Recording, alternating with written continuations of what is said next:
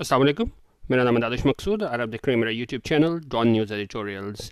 अच्छा, जो हम डॉन का एडिटोरियल कर रहे हैं ये पब्लिश हुआ है 27 अक्टूबर को और इसका जो उन्वान है वो है हमारे पास रीजन ऑन एज। ठीक है। अच्छा, अब ऑन एज पे होने का क्या मतलब होता है कि जब किसी चीज़ के बारे में आप बहुत कंफ्यूज हो, आपको पता ना हो क्या होने वाला है, बड़ी गैर यकीनी सूरत हाल हो। ठीक है। और इसको यहाँ पे मीनिंग लिखा भी होता है, इसको हम देख लेते हैं। The phrase on edge means feeling nervous और not calm and relaxed. It is used to say that someone is having feelings of being worried and afraid about what might happen. ठीक है। तो आपको पता ना हो कि क्या होने वाला है, आप ऑन एज पे हो, बिल्कुल गैर यकीनी सूरत हाल है। और किस हवाले से बात कर रहे हैं, क्या चीज़ ऑन एज है? रीजन। रीजन होता है खित्ता।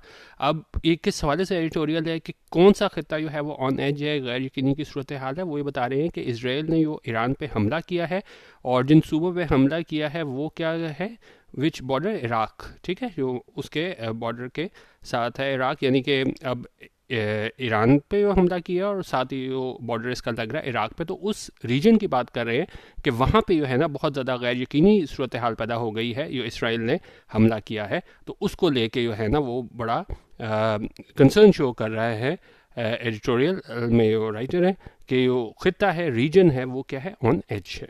अच्छा, इसको थोड़ा डिटेल में देखते हैं।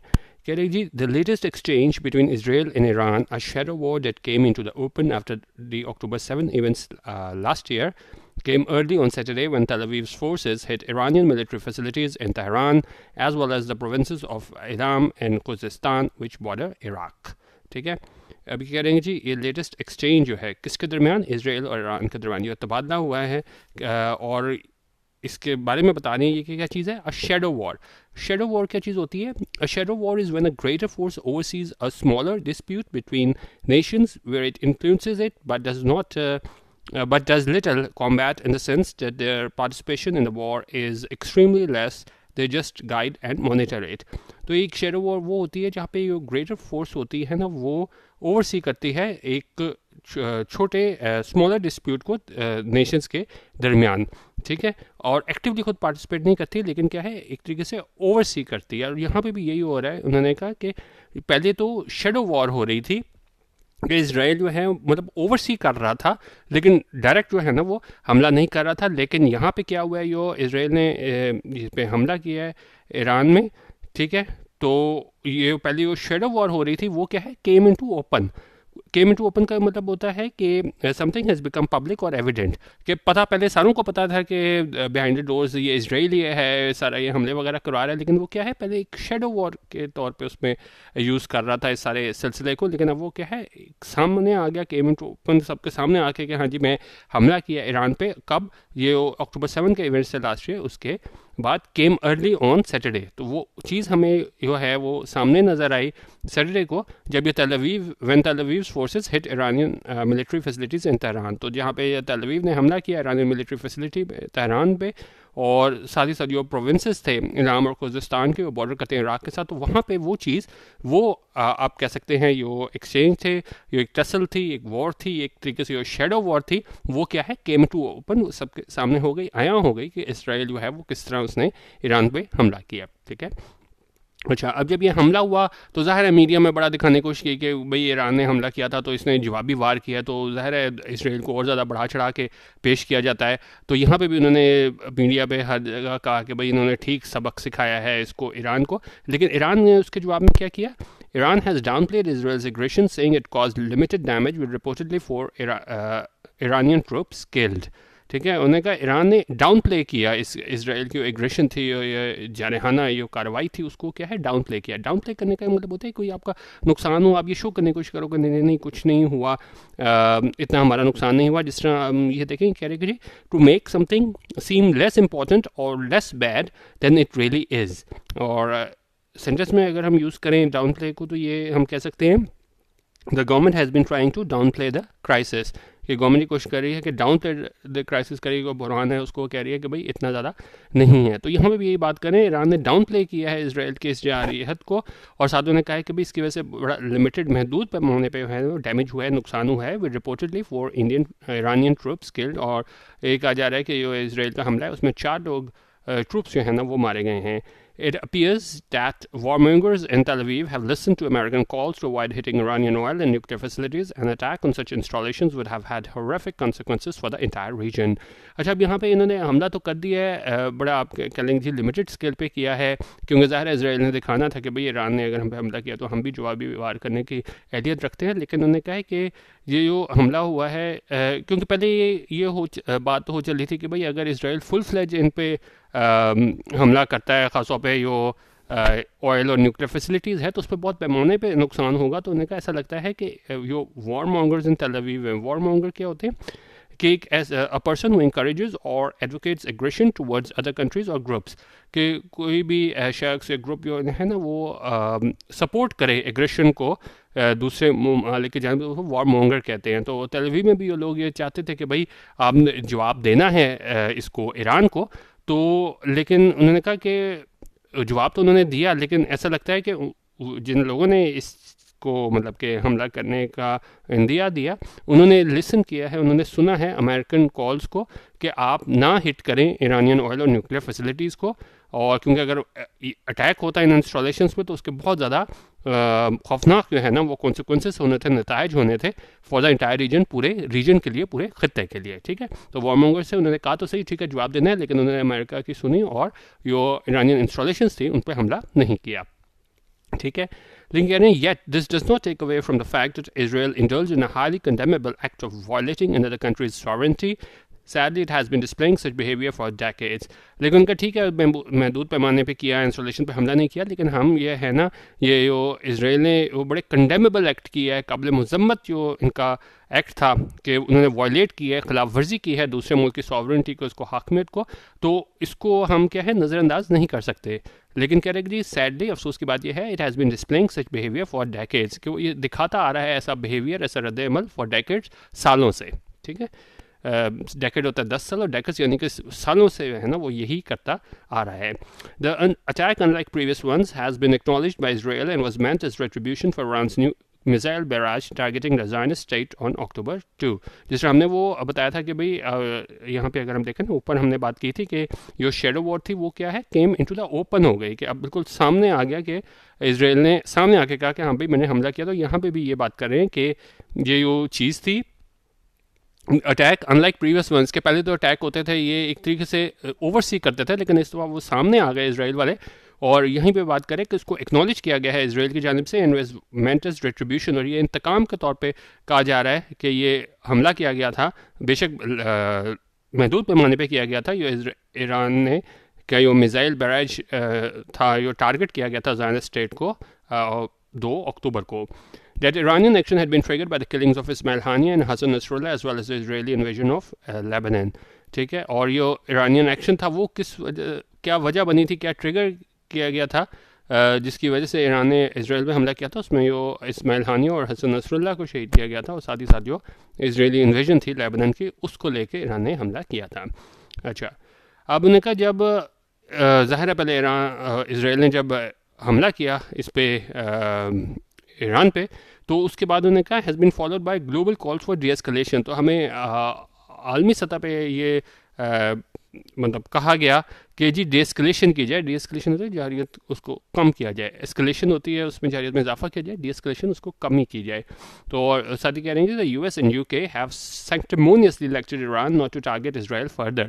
और US और UK ने सेंक्टिमोनियसली लेक्चर दिया है ईरान को कि भाई आप मज़ीद इसराइल पे हैं हमले मत करें। अच्छा, अब सेंक्टिमोनियसली क्या होता है? सेंक्टिमोनियसली होता है कि जी attitude and belief of moral superiority derived from a person deeming their own beliefs, actions or affiliations to be of greater virtue than those of others।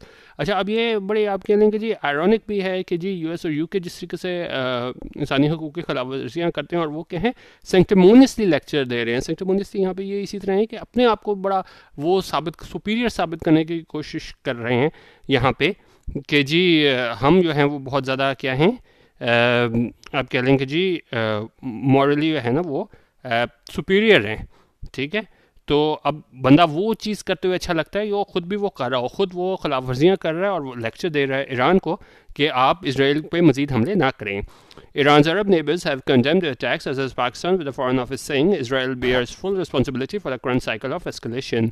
और उनका जो ईरान के अरब नेबर्स हैं उन्होंने कंडेम किए हैं, मजम्मत की है इन अटैक्स की एज एज पाकिस्तान, और साथ ही साथ जो पाकिस्तान है और उस पर उन्होंने जो है ना वो मजम्मत की है। और जो फॉरेन ऑफिस है पाकिस्तान का उसमें उन्होंने कहा है कि Israel bears full responsibility for the current cycle of escalation, कि इसराइल मुकम्मल जिम्मेदारी आयद होती है जो मौजूदा साइकिल हमें नज़र आया एस्केलेशन को, जहरीत में इजाफा देखने में आया है, इसमें सारी रिस्पॉन्सिबिलिटी किसकी, इसराइल की आती है।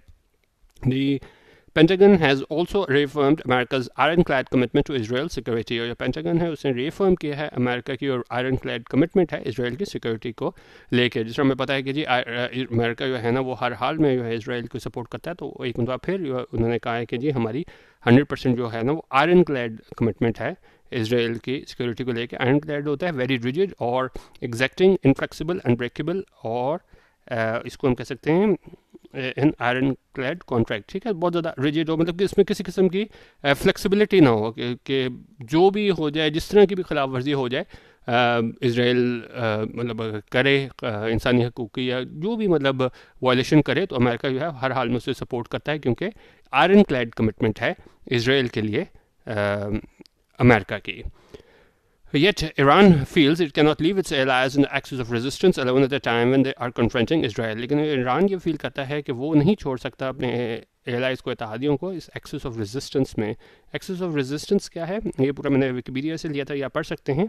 The axis of resistance is a network of Iranian backed militias and political groups in the Middle East, formed by Iran by uniting and grooming armed groups that are dedicated to confront the influence of United States and Israel in the Middle East and shares hostility towards the countries। ठीक है, इसको आप detail से पढ़ लीजिएगा कि ये network है Iranian backed militias का, एक्सिस ऑफ रेजिस्टेंस। तो ईरान ने फील किया कि भाई वो अपने इत्तेहादियों को इस एक्सिस ऑफ रेजिस्टेंस में नहीं छोड़ सकता अकेला, और जब वो कन्फ्रंट कर रहे हैं इसराइल को। More it should be remembered, और साथ ही साथ उनका ये भी याद किया जाना चाहिए, Israel has been killing Iranian journal and scientist long before the Hamas operation last year, कि जो इसराइल है ना वो मारता आ रहा है इरानियन जर्नल्स और साइंटिस्ट को, उससे बहुत पहले जो हमास ऑपरेशन हुआ था लास्ट ईयर। ठीक है, and the Iranian missile strikes targeting Israel in mid April, the first time Iran directly hit Israel, और जो इरानियन मिसाइल ने स्ट्राइक किया है जिसमें टारगेट किया गया इसराइल को मिड अप्रैल में, जब पहली मरतबा ईरान ने डायरेक्टली इसराइल को हिट किया, were prompted by the devastating bombing of an Iranian diplomatic facility in Damascus. और ये किस वजह से हुआ था कि ये बॉम्बिंग हुई थी इरानियन डिप्लोमेटिक फैसिलिटीज़ की डमस्कस में, उसके बाद हमला ईरान की जानब से किया गया था, widely believe to be the handiwork of Israel, क्योंकि यही कहा जाता था कि भाई ये इसराइल की जानब से हुआ है, तो पहली मरतबा तब ईरान ने इस पर इसराइल पे हमला किया था। The next phase of this geopolitical tussle will depend on the Iranian reaction to the Israeli provocation। अच्छा, अब ये ईरान ने हमला किया, उसके बाद इसराइल ने हमला कर दिया, लेकिन उनका जो नेक्स्ट फेज़ है इस जियोपॉलिटिकल टसल का, वो डिपेंड करेगा कि क्या इनका क्या अब रिएक्शन होगा। ये जो इसराइली प्रोवोकेशन है, इसको प्रोवोक किया है इसको ईरान को, तो अब इनका रिएक्शन क्या होगा। Tehran foreign ministry has issued N ambiguous statement, और तेहरान की फॉरेन मिनिस्ट्री है उसने एक एम्बिगियस मुबम से ये स्टेटमेंट जारी की है, और उसमें क्या कहा है, observing that while the Islamic Republic wanted regional piece, उन्होंने कहा जहाँ पे जो इस्लामिक रिपब्लिक है ईरान है वो चाहता है एक खत्ते में पीस को, अमन को, the country was entitled to defend itself, लेकिन कंट्री है एंटाइटल्ड है क्या करने के लिए, डिफेंड करने के लिए अपने आप को। Israel's western friends, primarily the US and UK, have justified their allies' atrocities by saying that Israel has a right to self-defense। अब ये बता रहे हैं कि जी ईरान जो है उसने क्या कहा है कि जी हम एंटाइटल हैं अपने आप को डिफेंड करने के, और जो इसराइल के मगरबी दोस्त हैं जिसमें US UK शामिल हैं, उन्होंने जस्टिफाई किया है अपने इत्तेहादी के ये जुल्म सितम है, और ये कहते हुए कि जो इसराइल है उसके पास राइट है सेल्फ डिफेंस का। और उन्होंने कहा अगर हम इसी लॉजिक पे जाएं, इसी मंतक पे जाएं, तो Iran, Lebanon, Syria and Yemen also have a right to defend themselves from Israeli aggression. तो उन्होंने कहा जो इसी लॉजिक पे जिस तरह US और ये यूके वाले कहते हैं कि भाई इनके पास इसराइल के पास राइट टू सेल्फ डिफेंस है, तो इसी तरह ईरान, लेबनान, सीरिया और यमन जो है ना उनके पास भी राइट है कि वो अपने आप को बचाएं, डिफेंड करें इसराइली एग्रेशन से, इसराइली जहारियत से मोस्ट इम्पॉर्टेंटली। और क्या है the most importantly, the Palestinian people have a right not to be slaughtered by Israel. और सबसे ज़्यादा जो है ना वो पैलेस्टीनियन पीपल, उनके पास ये राइट है, उनके पास हक है कि उनको ना ज़िबा किया जाए इसराइल की जानिब से। ठीक है, अच्छा, कहने जी if the global community is serious about de-escalation in the region, उनका अगर जो आलमी बरदरी है वो वाकई सीरियस है de-escalation को लेकर रीजन में कि जो जारियत है उसमें कमी लाया जाए इस रीजन में, इस खत्े में, it must call for an immediate unconditional seize fire in Gaza. तो इसको कॉल फॉर करना चाहिए, डिमांड करनी चाहिए फौरी अनकंडीशनल गैर मशरूत सीज़ फायर को। कहाँ पे? जंग बंदी की इनको डिमांड करनी चाहिए गैर मशरूत फौरी, कहाँ पे? गाज़ा में। And an end to Israel's aggression in Lebanon, और जो ख़त्म किया जाए इसराइल का एग्रेशन है, जो जहारियत है, कहाँ पे? लेबनान में। विदाउट दिस, इसके बगैर the regional war under way will only intensify. तो उनका रीजनल वॉर जो अंडर वे होता है, कुछ चीज़ शुरू हुई है, तो उनका जो ख़त्े में जो वॉर स्टार्ट हुई है विल ओनली इंटेंसिफाई का होना है कि उसमें शिद्दत में इजाफा होगा। तो उनका उसके वॉर में वह है सिर्फ और सिर्फ इंटेंसिफाई होगी वो वॉर, यानी कि उसमें शिद्दत में इजाफा होगा एस्केलेशन में इस सारे रीजन में। तो ये हमारा आज का एडिटोरियल था जिसमें ये कहा गया था रीजन ऑन एज कि किस तरह जो इसराइल ने हमला किया है ईरान पे, तो उसके बाद पूरा ख़त्ता जो है वो ऑन एज है कि अब हमें देखना है कि जो प्रोवोक किया गया है ईरान को वो किस तरीके से इसका जवाब देता है। और इसका जो रद्द अमल था यूएस और यूके की जानिब से, वो तो ज़ाहिर है पता ही था कि उन्होंने तो हर हाल में है ना वो आयरन क्लैड कमिटमेंट है इनकी इसराइल के लिए। तो बाकी अब ये देखना है कि ईरान जो है वो किस तरीके से रिएक्ट करता है इस इसराइल का जो हमला है उसके बाद। ठीक है, ये था आज का एडिटोरियल। बाकी अब हमारा यूट्यूब चैनल ज्वाइन कर सकते हैं, जिसमें कुछ देर में वो एक्टिव नहीं रहा था, लेकिन अब कोशिश होगी कि यूट्यूब चैनल पे दोबारा एक्टिव हो सकूं और दोबारा वीडियोस शेयर कर सकूं। बाकी जो है वो आप अपने कमेंट जो है ना वो ज़रूर चैनल पे दे सकते हैं। वीडियो देखने का बहुत शुक्रिया। अल्लाह हाफ़िज़। पाकिस्तान जिंदाबाद।